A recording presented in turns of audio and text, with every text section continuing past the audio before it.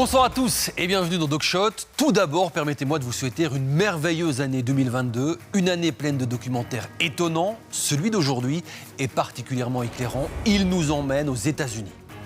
Souvenez-vous, c'était il y a un an, jour pour jour, une vague de violence déferlait sur le Capitole suite aux élections présidentielles américaines. Le saint des saints de la démocratie américaine, nimbé de gaz lacrymogène et pris d'assaut par des milliers de supporters de Donald Trump. Des gens venus de tout le pays pour empêcher la certification d'une élection qu'ils croyaient truquée. Alors, un an plus tard, nous posons plusieurs questions. D'où vient cette violence? Est-elle toujours latente aujourd'hui? Qui en sont les principaux responsables et les principales victimes? Vous allez voir, le documentaire inédit de ce soir porte la plume et la caméra dans la plaie de façon magistrale. Au-delà du choc de voir ainsi la plus puissante démocratie du monde vaciller en quelques heures, ce que retiennent les Américains, c'est la colère, la violence qui s'est exprimée ce jour-là. Comme si le pays avait peur de lui-même, de ces plaies ouvertes qu'il néglige depuis trop longtemps.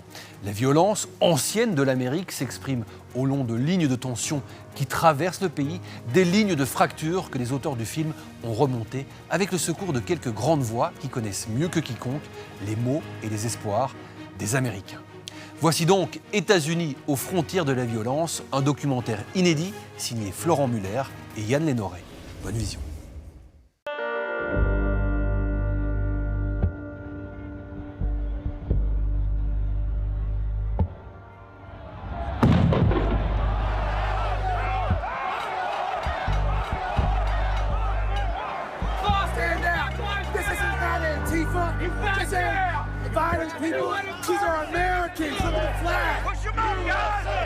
Le 6 janvier 2021, c'est l'histoire d'un paradoxe.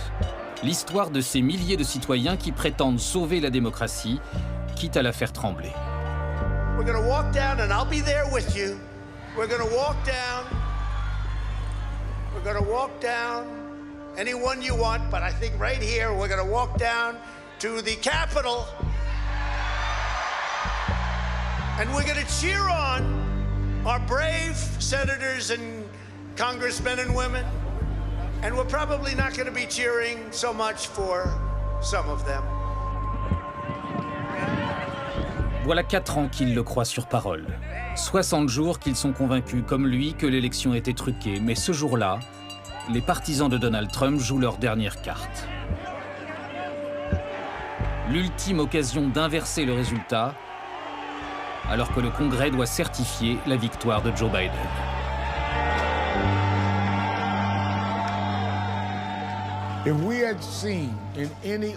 Si on avait vu dans n'importe quel autre pays une tentative comme celle-ci d'inverser les résultats d'une élection, on appellerait cela un coup d'État. Et on parlerait d'une république bananière.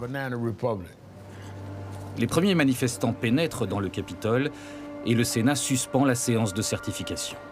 Le vice-président Mike Pence est évacué par les services secrets. Je ne pouvais pas m'empêcher de regarder. C'était comme voir une catastrophe ferroviaire qui se déroule au ralenti.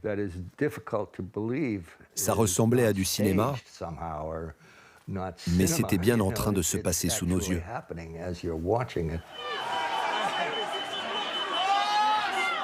Pendant quelques heures, les insurgés ont gagné. Ils ont mis à genoux l'une des plus grandes démocraties. Et si les forces de police finissent par les chasser de l'enceinte, l'Amérique, le monde entier s'interroge. Comment le pays le plus puissant peut-il être aussi vulnérable?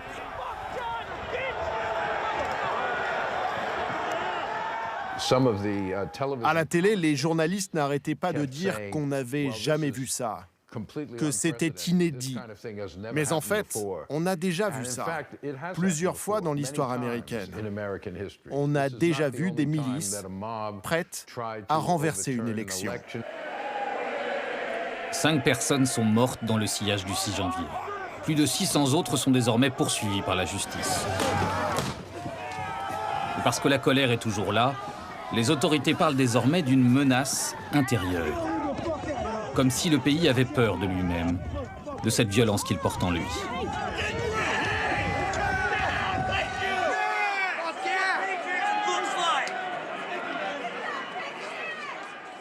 Let me be very clear.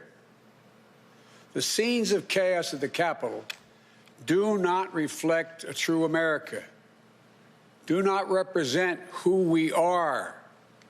Je pense que quand Biden a dit « ce n'est pas ce que nous sommes », il était dans le déni de ce que nous avons été. N'oubliez pas qu'au temps de l'esclavage, le propriétaire d'esclaves était ce type qui allait à l'église tous les dimanches avec sa Bible et qui, en sortant, allait lyncher des gens. Donc on préfère se dire qu'on est à l'image de l'homme qui est à l'église plutôt que de celui qui tient la corde après l'église. Mais c'est ce que nous sommes aussi. Le dôme du Capitole a été achevé durant la guerre civile et probablement construit par des esclaves. Et pour comprendre la violence du 6 janvier, il faut revenir sur les lieux du crime.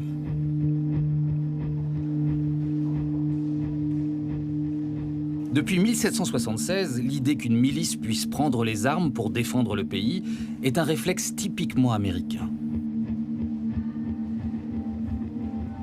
C'est même pour cette raison que chacun a le droit de détenir et de porter une arme, comme le proclame le deuxième amendement. C'est cette violence légitime dont se réclament les insurgés du 6 janvier. Et si tout le pays, qu'il l'admette ou non, était traversé par des lignes de front où la violence s'exerce? Une violence qui l'a fondée des premiers pèlerins jusqu'à la lutte pour les droits civiques, et qui, pour la première fois, a touché au sein des saints de la démocratie américaine.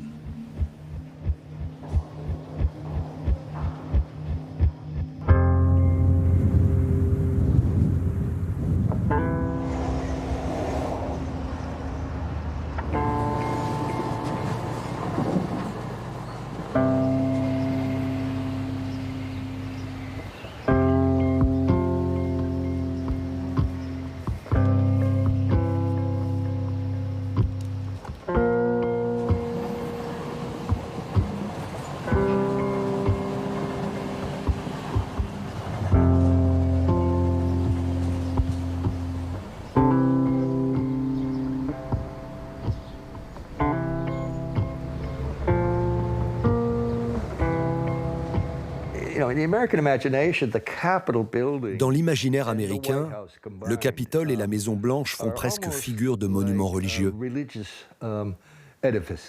Et ce jour-là, cette révolte avait une dimension fondamentalement hérétique. C'était une hérésie. Ce n'était pas simplement une manifestation politique, ça allait bien au-delà. C'était d'une certaine manière un choc des croyances, un choc beaucoup plus profond que tout ce que j'ai pu voir jusqu'ici. Et j'ai connu les années 60, j'ai traversé les années 70, le mouvement des droits civiques, les manifestations contre la guerre, les assassinats successifs et les émeutes qui ont suivi. Mais je n'avais jamais vu un truc pareil. Si vous n'avez jamais lu Russell Banks, ses livres sont le meilleur moyen d'y voir clair en temps de crise. Parce que ces grands romans à hauteur d'homme permettent de mieux sonder l'âme de l'Amérique, ses injustices et ses fractures profondes. La première ligne de tension est peut-être celle qui oppose de tout temps Washington au reste du pays. Si le Capitole est le cœur de la démocratie, le centre géographique des États-Unis se trouve non loin de la frontière est du Wyoming.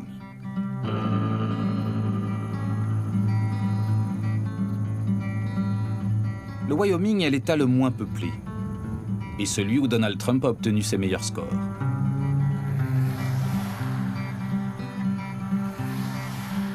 La ville de Casper est surnommée Oil City, car elle a longtemps tiré l'essentiel de ses revenus du pétrole. Ici, plus qu'ailleurs, on soupçonne tout ce qui vient du gouvernement fédéral, les impôts comme les aides de l'État. Dans ce Midwest éternel, le modèle demeure le héros solitaire et individualiste. Patrick Sullivan est un de ces hommes partis de rien qui se méfie de tout ce qu'on voudrait lui imposer. Ça va les chiens? Vous avez faim? On a 2 gaz sur chaque puits. Je crois. Laisse-moi vérifier. Ali gère les comptes de l'entreprise tout en cumulant 2 autres jobs. Elle et lui n'ont jamais assisté à un meeting politique et n'ont d'autres passions que la chasse et la nature, mais tous les deux regrettent cet ex-président réduit au silence. La Silicon Valley lui a coupé le sifflet. Les réseaux sociaux ne veulent plus de lui. Ce sont eux qui dirigent le pays. Les réseaux sociaux. Qui achètent encore les journaux? D'après moi, l'élection était complètement truquée. Ils détestaient tellement cet homme qu'ils ont inventé un virus pour s'en débarrasser. Regardez le vote par correspondance, regardez la fraude électorale, regardez ce qui s'est passé. Les morts ont voté. C'est prouvé. Vous ne pouvez pas me dire que c'était pas truqué. Vous ne pouvez pas me dire que quelqu'un n'a pas touché de l'argent. Pat et Ali ont voyagé en Amérique du Sud, en Europe, en Afrique. Et pourtant, ils ne se sont jamais sentis aussi loin de leur propre pays. Quand le 11 septembre s'est produit, tout le pays s'est réuni. Quelle que soit votre couleur, votre parti. C'était horrible. Ça me donne la chair de poule rien que d'en parler. Alors que maintenant... Le 11 septembre, tout le pays s'est rassemblé en se disant « Ok, on va trouver les fils de pute qui ont fait le coup ». Il n'y avait pas de division comme aujourd'hui. Quand ils ont su qu'il y aurait une manifestation le 6 janvier, avec Trump qui attire toujours beaucoup de monde, où était la sécurité? C'est ce qui me fait tiquer. Et je ne suis pas conspirationniste. J'ai bien d'autres choses à faire dans la vie. Mais ça, c'est bizarre. Je pense que les gens étaient payés pour s'attaquer au Capitole. Voilà la vérité. Nous, on connaît des gens qui étaient au discours de Trump et les types attaquaient le Capitole alors qu'il était encore en train de parler. Je crois qu'il y a plein de choses qu'on nous cache, honnêtement, des deux côtés.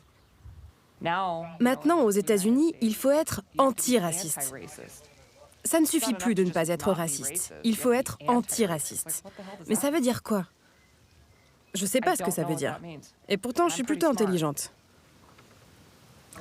Honnêtement, j'en sais rien. Je vis ma petite vie dans le Wyoming avec mes canards et mes chiens. J'espère que le monde n'est pas en train de s'écrouler autour de moi. On ne peut pas y faire grand-chose.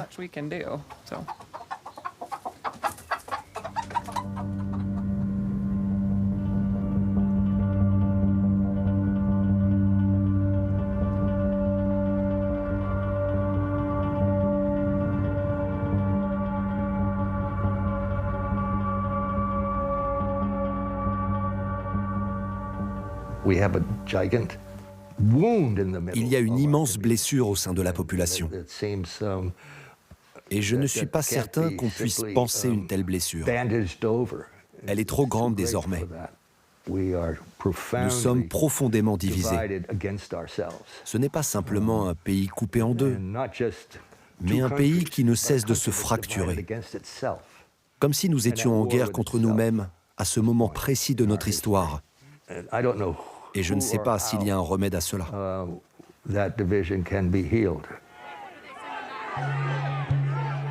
Dans la foule en colère du 6 janvier, il y avait toute une galerie de personnages.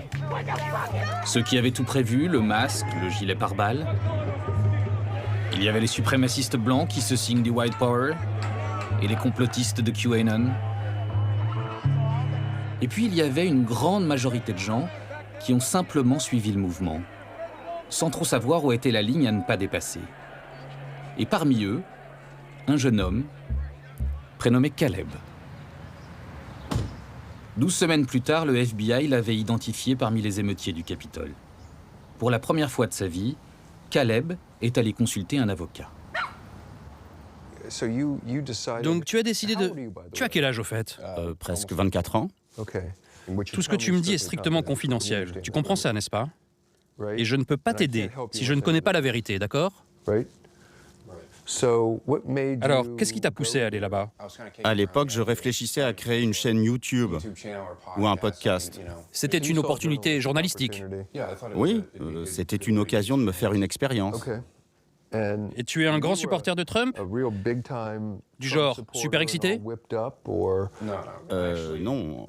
En fait, je l'aimais plus depuis mi-2018 environ. Et donc, tu vois ce grand groupe qui se sépare de la foule, et tu les suis. Trump est encore à la tribune, il est en train de parler, mais toi, tu décides de les suivre. Parce que tu pensais qu'ils préparaient quelque chose ? Ben, je me disais qu'ils allaient bien quelque part.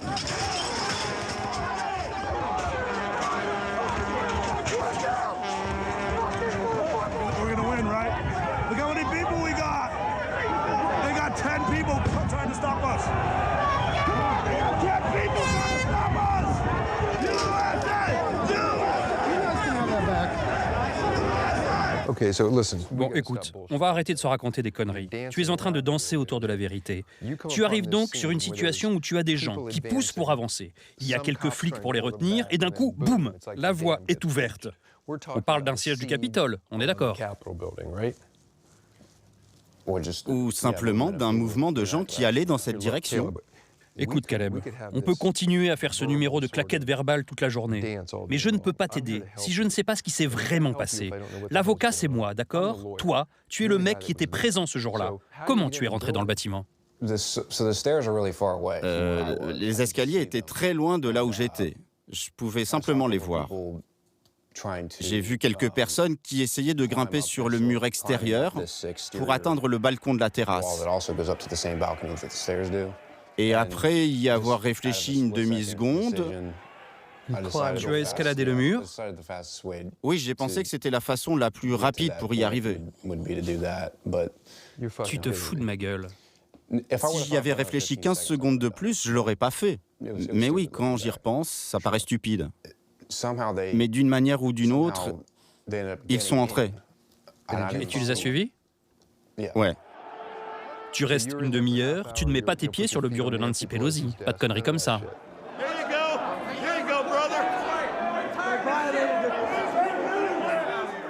J'ai parlé à quelques personnes, puis je suis parti. Et tu as conduit jusqu'au retour à Columbus ? Oui. Le même jour ? Non, j'ai passé la nuit à Washington. Et tu es rentré le lendemain ? Oui. Mais j'avais un mauvais pressentiment à ce moment-là. En conduisant sur le chemin du retour, j'avais un mauvais pressentiment.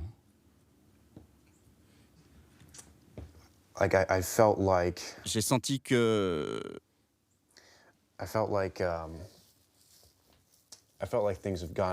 J'ai senti que les choses avaient un peu déraillé. Comme si, quoi qu'il arrive, les Américains allaient devoir faire face à ça, d'une manière ou d'une autre. Bien, t'as bien bossé. Merci. Ce que vous venez de voir est une répétition. Un moyen de préparer Caleb aux questions du juge, qu'il a finalement condamné à une peine probatoire de 24 mois. La violence politique n'est pas née avec Donald Trump. Mais le 45e président a su faire la somme de toutes les colères et leur donner une virulence, une légitimité. Du meurtre de George Floyd au Capitole, Sandy Basham court sur tous les fronts. Journaliste indépendante, cette New-Yorkaise de 76 ans documente la fracture de son pays et les conflits qui le traversent.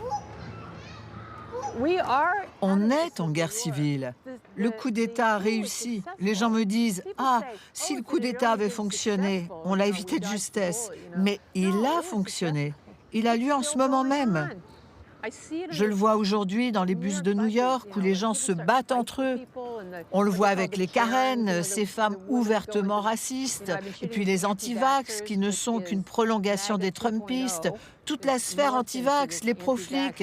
Mais tout le monde a perdu la tête dans ce pays. Pendant 4 ans, Trump nous a roués de coups.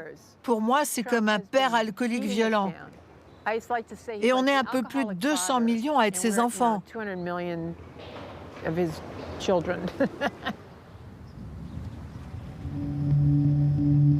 En août 2017, Sandy entend parler d'un grand rassemblement de suprémacistes blancs à Charlottesville, en Virginie.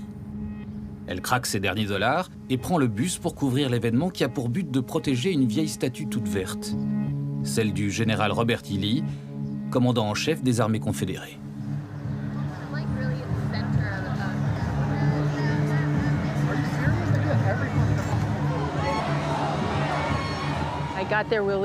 Je suis arrivée tôt dans la matinée et je ne savais pas trop à quoi m'attendre, mais d'un coup, je me mets à voir des types. Il y en avait un qui portait un t-shirt Hitler. Mais où est-ce que tu peux même acheter un t-shirt Hitler?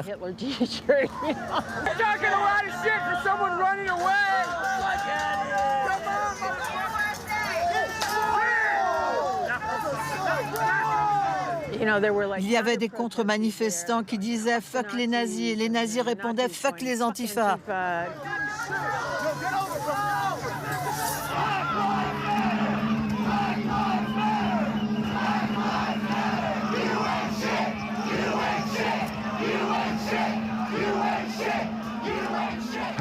Vous pensez qu'il y a eu combien de statues d'hommes noirs dans le sud des États-Unis?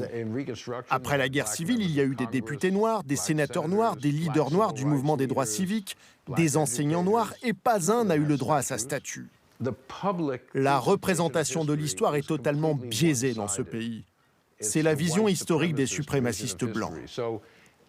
On a coutume de dire que l'histoire est écrite par les gagnants. Dans notre cas, pendant des années, elle a été écrite par les perdants. Ce n'est pas une nostalgie de la guerre civile. C'est la nostalgie d'un rêve qui est né d'un fantasme, celui d'une Amérique pastorale, qui était blanche et chrétienne, qui n'a jamais vraiment existé.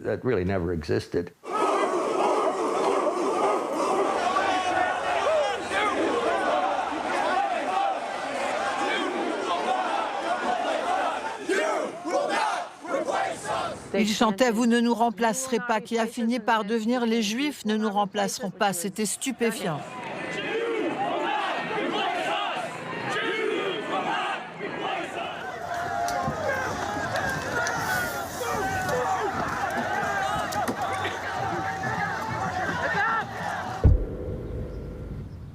Le matin du 12 août, à quelques centaines de mètres de la statue, les militants antiracistes défilent pacifiquement dans la 4e rue, lorsque surgit une voiture conduite par un suprémaciste de 20 ans.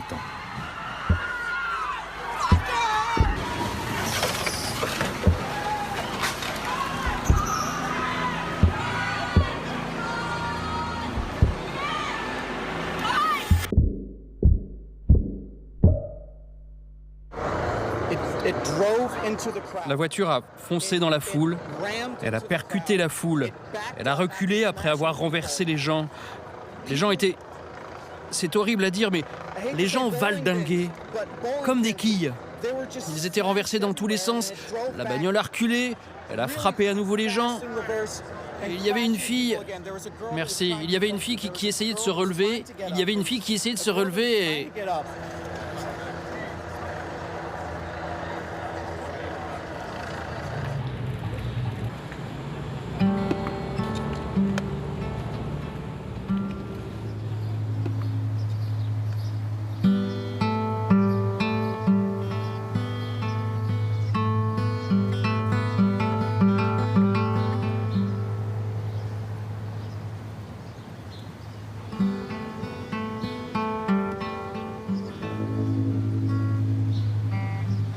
Je ne reconnais pas cette rue. C'est bien ici que Heather Heyer est morte? Oui, il y avait une voiture garée là. Enfin, là. Elle était garée au bout de la rue. Il y avait un camion rouge et une autre, encore ici. Il est parti avec sa voiture depuis ce restaurant en haut de la rue. Il voulait tuer plus de gens, mais il n'a réussi à tuer que ma fille. 39 personnes ont été blessées. Vous êtes la maman d'Heather? Oui. Je peux vous faire un câlin? Oui. C'est demain son anniversaire. Ça va aller. En fait, vous lui ressemblez beaucoup. Ah bon? Elle portait ses cheveux comme vous. Elle avait les cheveux très longs. Les miens descendent jusque-là. Elle, c'était pareil. Merci pour le câlin. J'essaie de me battre pour que personne n'ait à vivre ce que j'ai vécu. Il y a des centaines de personnes qui sont mortes comme ça ces 4 dernières années.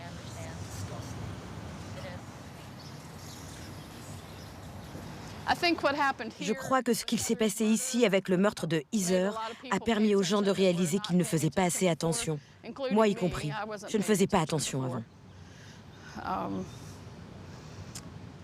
On a grandi dans le Sud et on savait que le Ku Klux Klan, les néo-nazis et les skinheads existaient. Mais on n'en entendait plus parler. Du coup, je les voyais même plus. Je pensais que c'était des imbéciles. Et je le crois encore. Mais maintenant, ce sont des imbéciles en bande organisée. Charlottesville est une petite ville paisible, où les fantômes de l'Amérique s'étaient donné rendez-vous. Si la statue a fini par être déboulonnée, les figures du passé hantent encore le pays depuis sa création.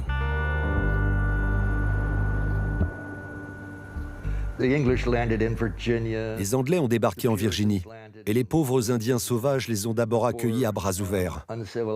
Et puis ils ont fini par s'inquiéter de voir qu'on leur prenait leurs terres, et que les colons cherchaient à transformer ce peuple de chasseurs-cueilleurs en fermiers sédentaires. On a toujours aimé cette belle légende, mais on sait très bien ce qui s'est passé. Les crimes les plus horribles contre l'humanité dans toute l'histoire ont été commis sur ces côtes, et à travers l'Ouest, jusqu'au Pacifique et même au-delà. Et quand vous portez un tel passé en héritage, et que vous êtes incapable de l'admettre, alors vous êtes dans un déni radical qui relève de la psychose, de la folie. Comme le disait D.H. Lawrence, le vrai Américain est complètement fou.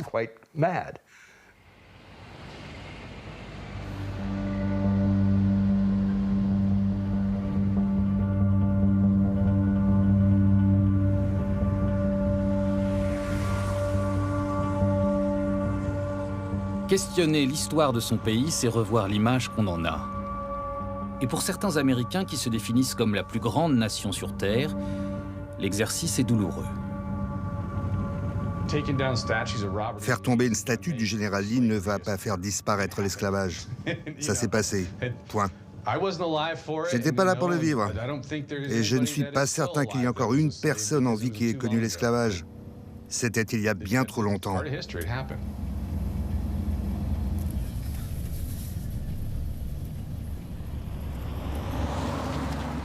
À la sortie du lycée, les enfants du Wyoming ont généralement le choix. Poursuivre leurs études ou partir faire de l'argent sur les champs de pétrole. Pat et Scott n'ont pas eu le luxe de poursuivre leurs études.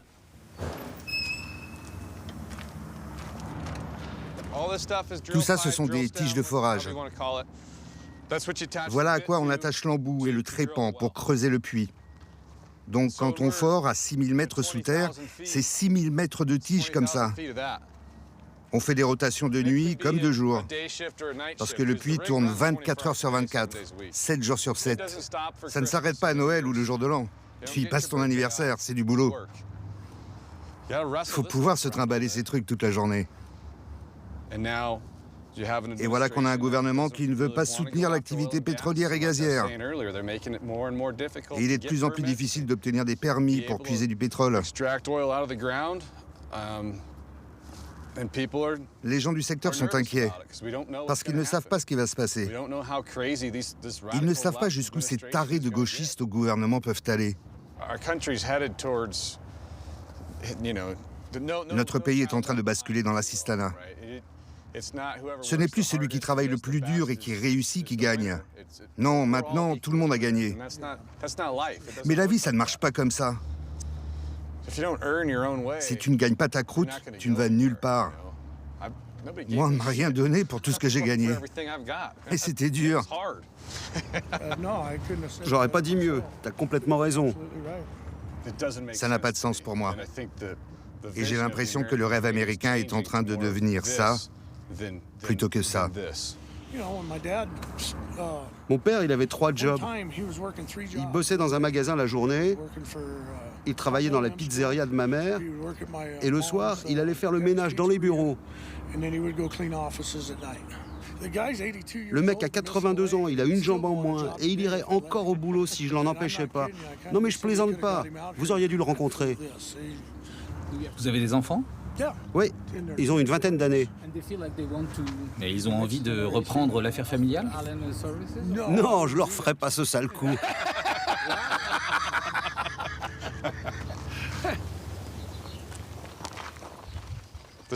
L'atelier, c'est mon domaine. La maison, c'est celui de ma femme.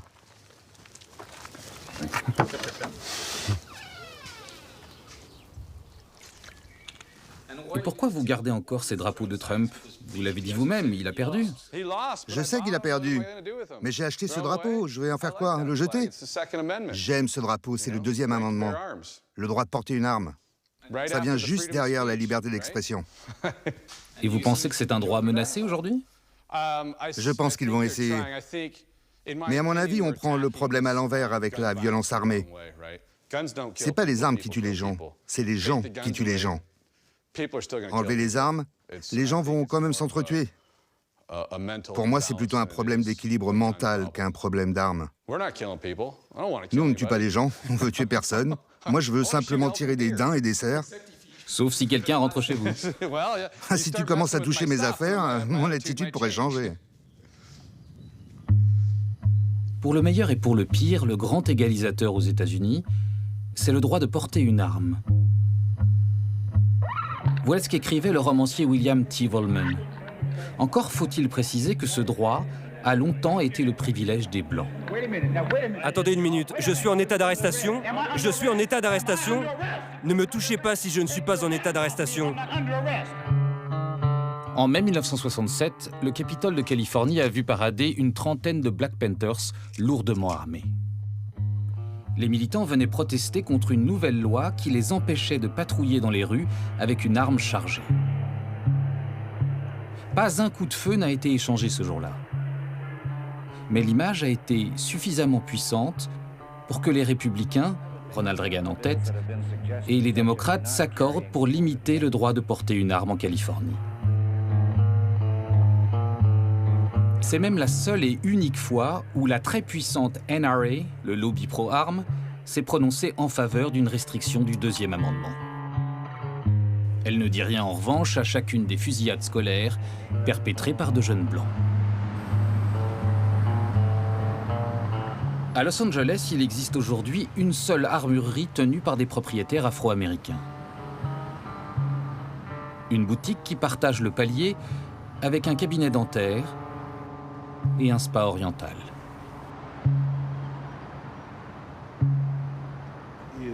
And again, this is just my opinion. This is the lowest caliber for protection. Oh no, something happened like this. So, what you'll do? La première chose, c'est de le verrouiller. Lock it back. You can't move anywhere right now. Et ça ne bouge plus. Action is open. Ensuite, tout est possible. No rhyme, no reason, just put it Pas in. besoin d'une longue explication, il suffit de mettre une balle et c'est réglé. Here now. One is in the Vous avez déjà une balle logée dans le chargeur, ensuite vous faites pareil pour les 6 autres, jusqu'à ce que vous entendiez un clic. You hear a click. That means Ça veut dire que c'est chargé 6 fois. times. Pour une débutante, c'est pratique, parce qu'on n'a pas à se soucier de la pompe. Et puis tu as 6 balles, plus une, tu es prête pour n'importe quoi. La main, vous la posez où vous voulez, là où vous vous sentez bien. Et tu ne te soucies pas de la pompe. Pas contre le menton, contre la joue. Et à chaque fois que vous tirez, Just like this, take this hand. Alors vous mettez cette main là, Just like that. Wrap those fingers around. vous l'enroulez comme ça. Index fingers at the bottom. Assurez-vous que l'index est bien en dessous. I know the firearm's empty, so Tenez bien votre arme. here.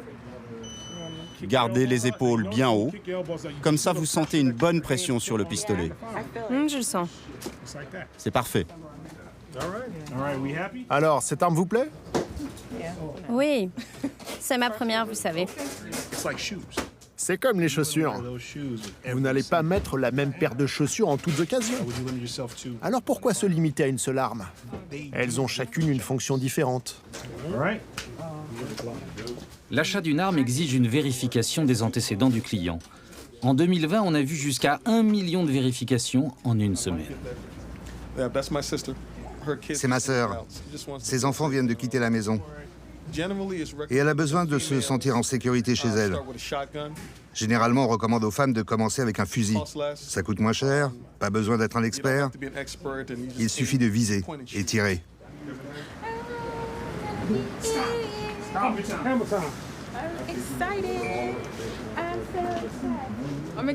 Je suis excitée parce que c'est ma première arme. La première?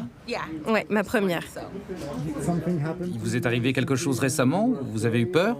Non, pas particulièrement. Juste au cas où. Je préfère en avoir une et ne pas en avoir besoin que de ne pas l'avoir et en avoir besoin. Ça, ce sont les documents qu'on va soumettre à autorisation. Les propriétaires de cette affaire florissante forment un couple, Geneva et Jonathan. Et si lui a grandi avec la culture des armes, Geneva a surmonté bien des obstacles. J'ai traversé un divorce, j'ai été victime de violences domestiques et j'ai décidé de m'acheter une arme. Malheureusement, ça a été une expérience très pénible pour moi en tant que femme noire. Aller dans une armurerie où personne ne voulait vraiment répondre à mes questions, alors que j'en avais beaucoup parce que ça n'était pas une décision à la légère pour moi. Je leur ai même demandé des conseils, des cours de tir, mais ils ont prétendu qu'ils n'en connaissaient pas. Et maintenant que je possède mon magasin d'armes, je sais à quel point ils mentaient.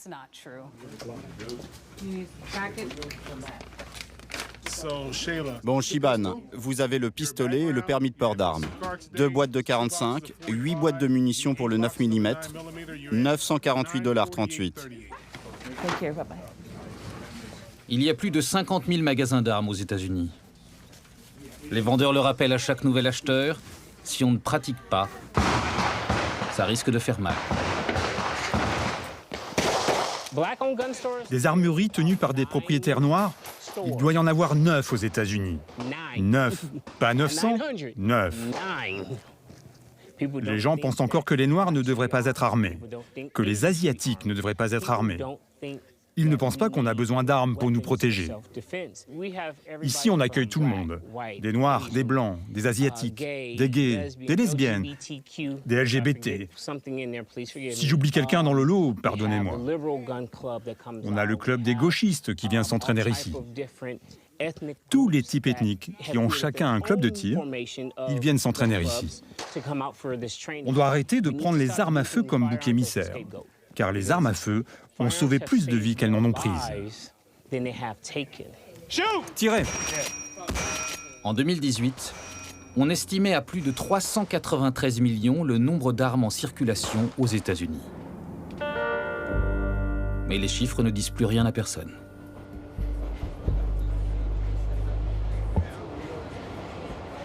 Depuis le meurtre de George Floyd, de nouvelles bannières étoilées se sont mises à flotter à travers l'Amérique. Une simple ligne de couleur suffit pour afficher son soutien aux policiers, aux pompiers, aux militaires ou aux responsables de la sécurité. Comme si les Américains se ralliaient désormais à des drapeaux différents selon leurs priorités ou la communauté à laquelle ils s'identifient. Nous avons aujourd'hui dans ce pays un débat approfondi sur l'histoire des races comme jamais nous n'en avons eu. Jamais. On a arrêté de se mentir. Nous comprenons désormais comment cette situation a été créée. Est-ce que cette compréhension nouvelle nous permettra de régler le problème de la ségrégation? Je n'en sais rien.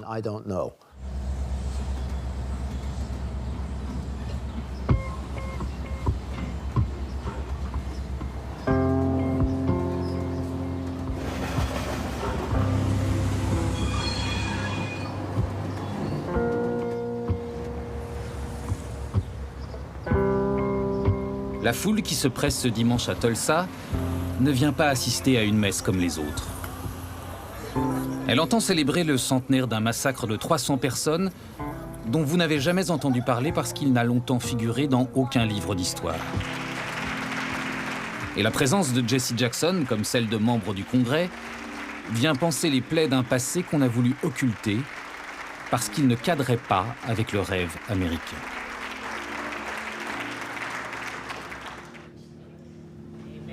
On January 6th, when the insurrection happened in our nation's capital, I was trapped up in the gallery.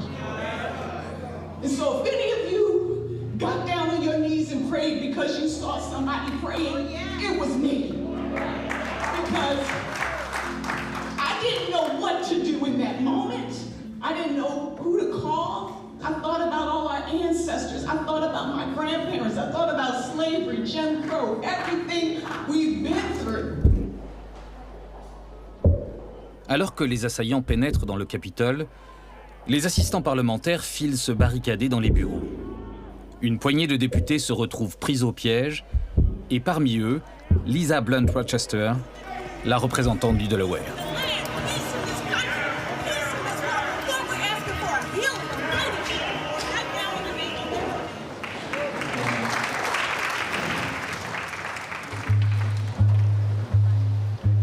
Depuis quelques jours, le FBI a mis en garde les autorités contre une possible menace des groupes suprémacistes blancs. Et les services de sécurité ont la nuque raide pour surveiller les rues de ce qu'on appelait autrefois le Black Wall Street. Un quartier noir si opulent au cœur de Tulsa qu'il était le symbole de la réussite des Afro-Américains jusqu'à cette nuit du 1er juin 1921.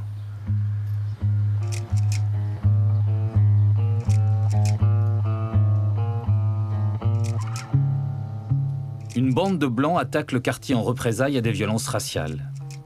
Armés par les autorités, ils tuent au hasard et pillent les commerces.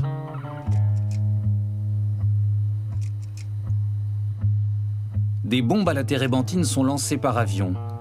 C'est le premier bombardement que l'Amérique ait connu sur son sol.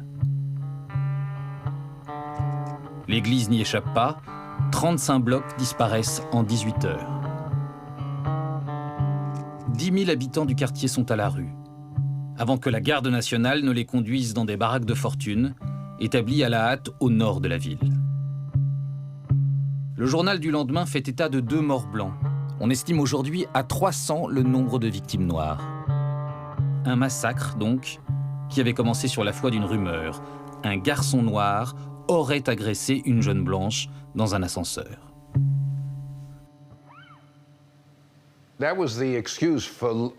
C'était le prétexte pour toutes sortes de lynchages et de violences durant tout le XXe siècle et la fin du XIXe. Les victimes noires de ces lynchages étaient des violeurs d'après les suprémacistes blancs. Toujours cette image obsédante d'un noir qui viole une femme blanche, alors qu'en réalité, l'inverse est parfaitement fondé. Durant l'esclavage, les propriétaires blancs violaient régulièrement les femmes noires, et il n'y avait rien d'illégal. Puisque c'étaient leurs esclaves, personne ne pouvait rien dire. Je ne suis pas psychiatre, mais j'ai l'impression que c'est plus ou moins lié à la réémergence d'une vérité refoulée, liée à l'esclavage.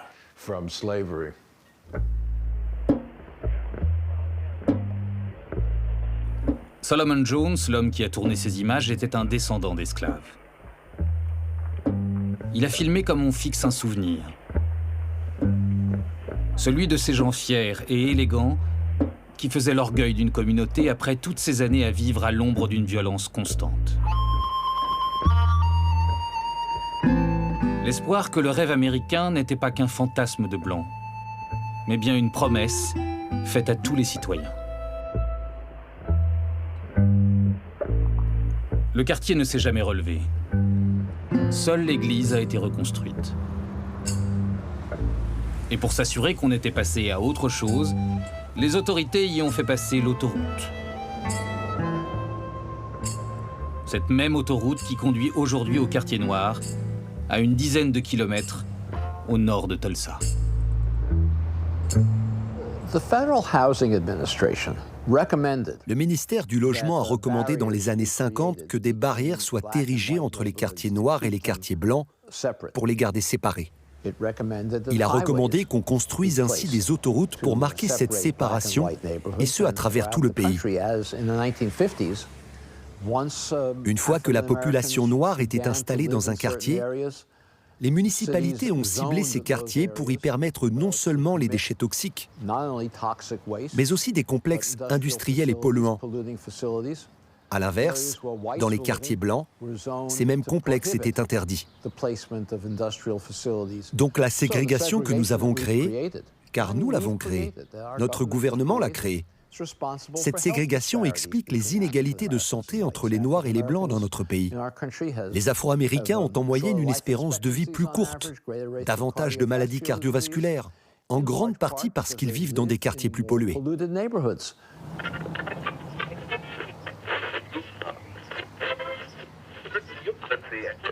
Dans la banlieue nord de Tulsa, il n'y a qu'un seul centre commercial à la ronde.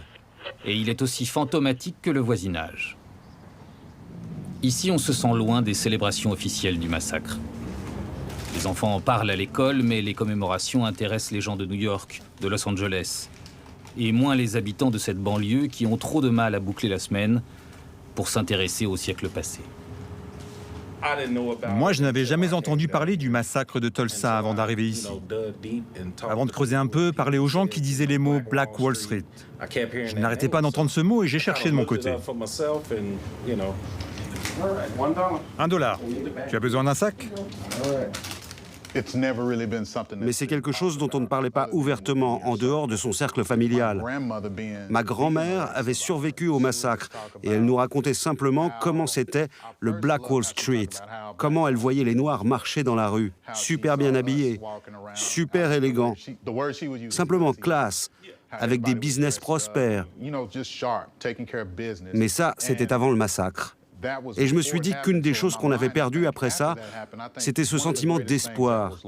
Parce que quand tu es enfant et que tu vois quelqu'un comme toi qui réussit dans les affaires, tu te dis que toi aussi tu peux y arriver.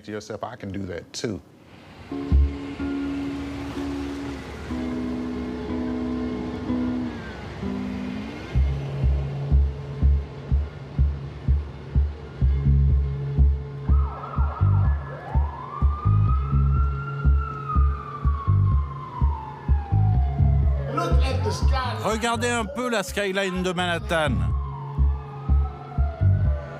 Il n'y a pas un seul de ces gratte-ciel qui appartiennent à une personne noire. Pas un seul. Pas un. Pas une entreprise de construction noire n'a eu le contrat pour construire un de ces buildings.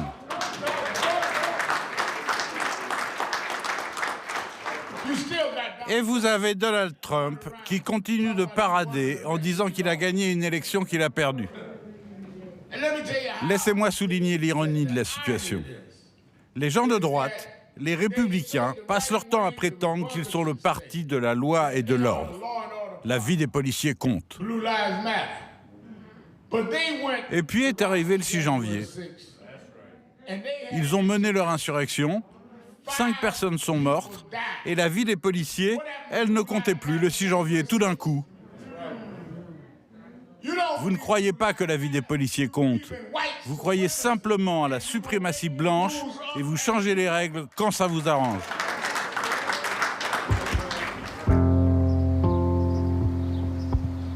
Le 6 janvier 2021, les assaillants cassaient leurs premières vitres au Capitole que les réseaux sociaux bruissaient déjà de rumeurs infondées. Les émeutiers seraient en fait des militants Black Lives Matter et des antifas déguisés en trumpistes. Si la commission d'enquête au Congrès multiplie les convocations, Liz Cheney compte parmi les rares élus d'opposition qui y participent. Plus de 60% des électeurs républicains considèrent encore que l'élection de novembre 2020 a été truquée. La plupart des manifestations de colère reposent sur la peur. Et si vous voyez une partie de la population en rage, la première question à se poser, c'est de savoir de quoi elle a peur. Parce que j'aime vraiment ces gens. Je tiens à eux. Ce sont des gens bien au fond. Fondamentalement, ce sont des gens humains et honnêtes. Ce sont mes frères et mes sœurs. La plupart des personnages de mes romans auraient voté pour Trump. Donc je suis obligé de me poser la question, pourquoi auraient-ils fait ça? Et de quoi ont-ils peur? Ils ont peur, je crois, de n'avoir aucun pouvoir sur leur propre destin. Ils craignent que leur vie leur échappe.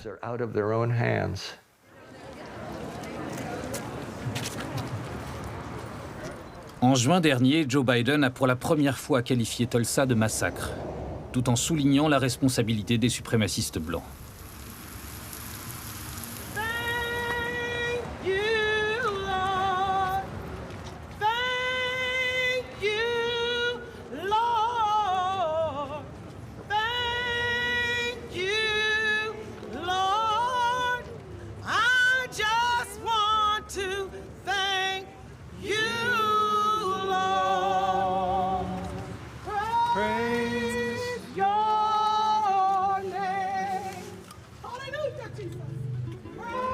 Les États-Unis ont entrepris un travail de mémoire unique dans leur histoire. Mais cet examen de conscience fait peur, et certains craignent d'y perdre leur pays, leur statut. Il faudra du temps pour estomper les lignes de front.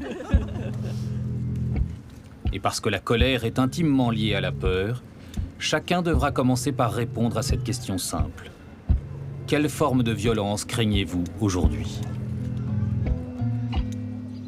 La forme de violence que je crains le plus, c'est de ne pas être traité équitablement, de ne pas me sentir en sécurité quand je me balade dehors, simplement parce que les gens pourraient me voir comme une menace. Probablement un genre de guerre informatique, ou bien une nouvelle guerre au Moyen-Orient. C'est ça la violence la plus imminente.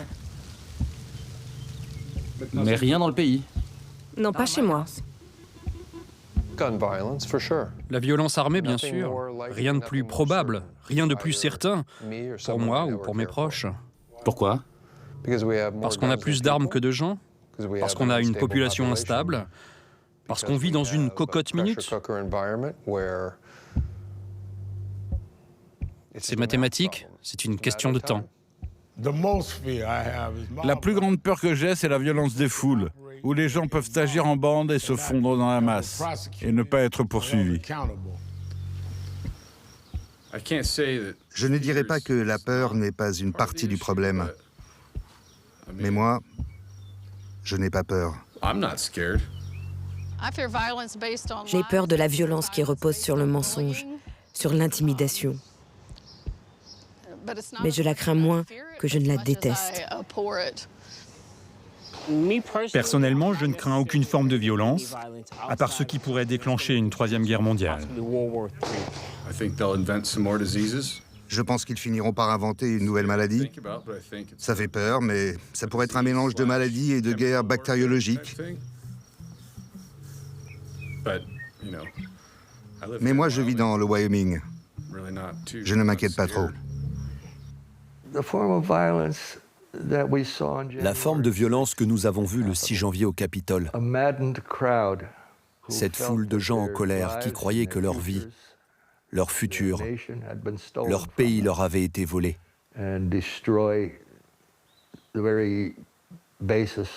Une foule qui se met à détruire les fondements même de la démocratie, quand la démocratie est encore notre seul espoir.